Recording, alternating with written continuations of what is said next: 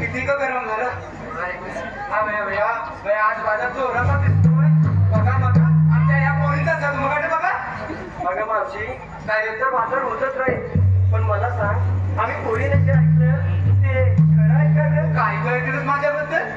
सागं पोरीनं जे ऐकलंय ते खरं आहे ना? हो खरं आहे हो पोरीनं तुम्ही शांत बसा बघू मग मी तिकडे बघू विश्वास सर्व समजावून सांगते बघ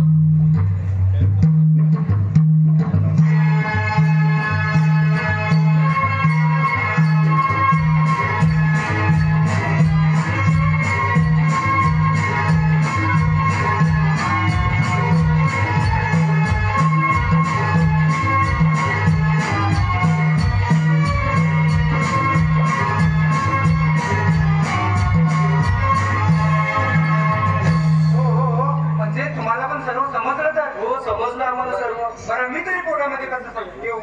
बरं या हिराने काय ऐकलं ताराने जे काय ऐकलं ते खरंच आहे ते जाऊ द्या ते मी बघून घेईन बरं पुढे तुम्ही सर्व पुढे आला आणि पाठीमागून काका आवाज दिला अगोदर का नाही का मग त्याचं असं झालं मी राहिली पेराव शोधत त्यामुळे याला मी काही मिळाली नाही आणि जेव्हा तू हात मारलीस तेव्हा तुझी घाईच झाली एकदम माझी आणि त्यानंतर तुझी आठवण आली बघ बरं सर्व समजलं झालं गेलं गंगेला मिळालं आता आपला सर्वांचा एकच उद्देश नाही नवऱ्याचं ऐकायचं नाही सासूचं ऐकायचं पिकी पुढे होऊन मथुरा ठिकाण गाठायचं चला काय का म्हटली अगं आपण चालल्या बरं पण आपापल्या माठाच्या मालाची ओळख करून द्या बाबा म्हणजे पुढे व्हायला बरं बघा मावशी आता हे मध्येच कशावर विचारते एवढ्या अनुभवाचे बोल आहेत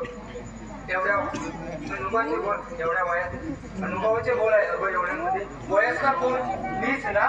जर पुढे येऊन तुम्ही विचारलं तर मी तुम्हाला थोडी पुढे ढकलणार ते मीच सांगणार ना म्हणून म्हटलं इथे उभे राहा आणि एक मालाची ओळख करून द्या बघू बरोबर पोरीनो